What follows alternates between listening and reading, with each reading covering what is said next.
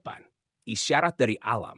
Setelah berbulan-bulan bekerja tanpa lelah, Satria Piningit dan penduduk desa berhasil mengembalikan desa mereka ke keadaan yang lebih baik daripada sebelumnya.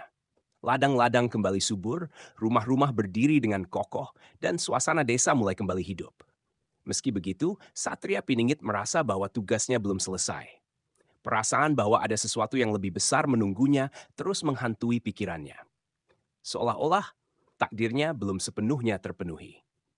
Suatu malam, ketika bulan purnama bersinar terang, Satria Piningit duduk di atas bukit yang menghadap ke desanya. Ia merenung, memikirkan perjalanan yang telah ia lalui dan perasaan gelisah yang terus menghantui dirinya. Saat itulah, tiba-tiba angin berhembus kencang, seolah-olah membawa sebuah pesan. Daun-daun berguguran di sekelilingnya, membentuk pola yang aneh di tanah. Satria Piningit merasa bahwa alam sedang mencoba berbicara kepadanya. Ketika ia memperhatikan lebih dekat, ia menyadari bahwa pola yang terbentuk oleh daun-daun itu menyerupai simbol yang pernah ia lihat dalam mimpinya beberapa waktu lalu. Simbol itu adalah sebuah lingkaran yang dikelilingi oleh garis-garis yang berputar mengelilinginya, menciptakan bentuk seperti pusaran air. Satria Piningit terkejut, karena simbol itu bukanlah sesuatu yang ia temui dalam kehidupan sehari-hari. Ia merasa bahwa ini adalah sebuah isyarat, sebuah petunjuk tentang apa yang harus ia lakukan selanjutnya. Esok harinya, Satria Piningit memutuskan untuk mencari tahu lebih banyak tentang simbol tersebut. Ia bertanya kepada orang-orang tua di desa, namun tidak ada yang mengenali simbol itu. Satria Piningit pun teringat pada Ki Jaga, gurunya yang bijaksana. Ia memutuskan untuk mengunjungi kembali tempat Ki Jaga tinggal, di sebuah gua terpencil yang terletak di kaki gunung. Perjalanan menuju gua tersebut bukanlah perjalanan yang mudah, tetapi Satria Piningit merasa bahwa ia harus melakukannya untuk menemukan jawaban. Setelah beberapa hari perjalanan, Satria Piningit tiba di gua tempat Ki Jaga tinggal.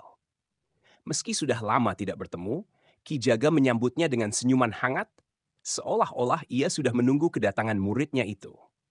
Setelah berbicara sebentar tentang kondisi desa dan apa yang telah terjadi, Satria Piningit menunjukkan simbol yang ia temukan kepada Ki Jaga. Mata Ki Jaga seketika terbelalak, menunjukkan ekspresi yang jarang ia perlihatkan. Sebuah keheranan bercampur dengan kekaguman. Ki Jaga lalu mengajak Satria Piningit duduk di hadapan api unggun yang menyala di tengah gua.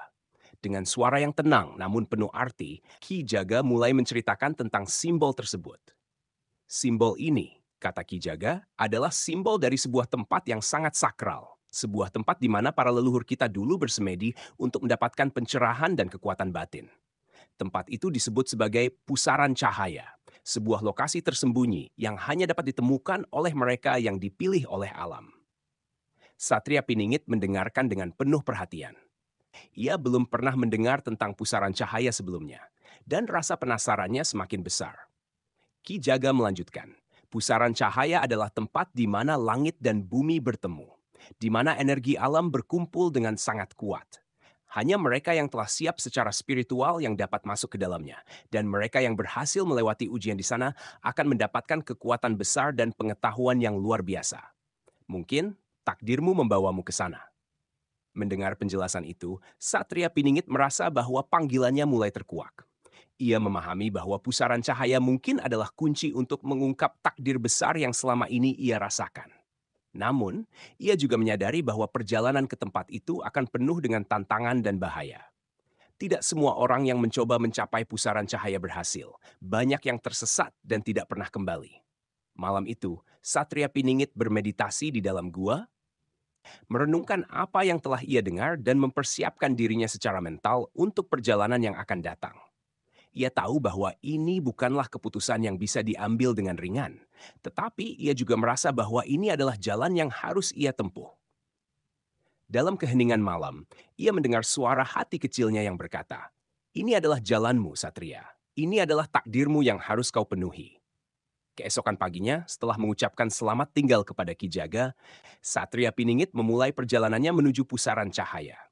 Dengan petunjuk dari Ki Jaga dan keyakinan yang kuat di dalam hati, ia menelusuri jalan setapak yang membawa dirinya ke daerah pegunungan yang penuh dengan misteri. Perjalanan ini sangat berat, dengan medan yang sulit dan cuaca yang tidak bersahabat. Namun, Satria Piningit tidak gentar. Ia merasa bahwa setiap langkah yang ia ambil membawanya lebih dekat kepada takdirnya. Di sepanjang perjalanan, Satria Piningit terus merasakan kehadiran alam yang seolah-olah memandu dan mengujinya. Kadang-kadang ia dihadapkan pada rintangan yang tampaknya mustahil untuk dilewati. Tetapi dengan keberanian dan kecerdikan, ia berhasil mengatasinya. Setiap rintangan yang ia lewati, setiap tantangan yang ia hadapi, semakin memperkuat keyakinannya bahwa ia berada di jalan yang benar. Pada akhirnya, setelah hari-hari yang panjang dan penuh perjuangan, Satria Piningit sampai di sebuah dataran tinggi yang dikelilingi oleh pegunungan. Di tengah dataran itu, ia melihat sebuah cahaya yang bersinar terang, seolah-olah memanggilnya untuk mendekat. Cahaya itu berputar-putar membentuk pusaran yang sangat indah, seperti simbol yang ia lihat di bukit beberapa waktu lalu. Satria Piningit berdiri di hadapan pusaran cahaya, merasakan kekuatan besar yang terpancar dari tempat tersebut. Episode ke-8 ini berakhir dengan Satria Piningit yang akhirnya menemukan pusaran cahaya, tempat yang sangat sakral dan penuh dengan energi alam. Penonton akan dibuat